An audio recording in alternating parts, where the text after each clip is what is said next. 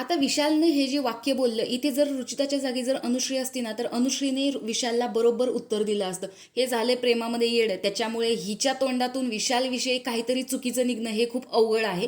त्यामुळे विशाल जे बोलेल ते रुचिता गपचूप ऐकून घेत असते. असंच काही या प्रोमोमध्ये घडलेलं आहे. चला तर बघूयात नक्की ते काय चाललेलं आहे. तर इथे विशाल आणि रुचितामध्ये बोलणं चाललेलं असतं आणि विशाल सांगतो की तुम्हाला टोळीची ताकद माहीत नाहीये, तुम्ही फक्त टोळी टोळी करता. त्यावरती अनुश्री म्हणते की मला टोळीच्या शिवाय सुद्धा या घरामध्ये माझं एक वेगळं अस्तित्व आहे, हे मला दाखवायचं आहे. त्यावर विशाल म्हणतो हे तुला लोकांनी डोक्यात भरवलेलं आहे, असं काही नाहीये.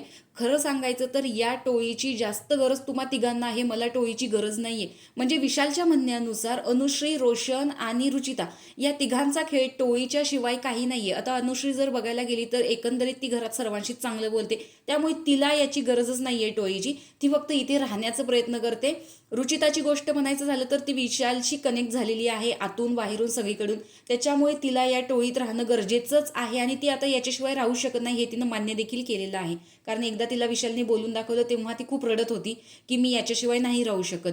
आणि रोशन भजनकरच्या तोंडावरची तर माशी सुटत नाही. त्याच्यामुळे टोळीची गरज जास्त तुम्हाला आहे. मी माझा गेम स्वतःही खेळू शकतो. इवन ज्यावेळेस अशी वेळ येईल की आपल्याला एकमेकांसमोर उभा राहावं लागेल, त्यावेळेस सुद्धा मी टोळीच्या बाजूने विचार नाही करणार, मला इंडिव्हिज्युअल खेळावं लागेल, हे त्यांनी बोलून दाखवलेलं होतं.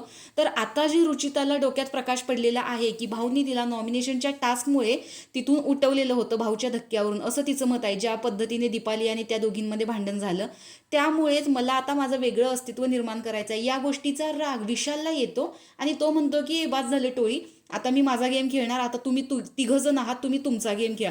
अशा पद्धतीची चर्चा इथे चाललेली आहे.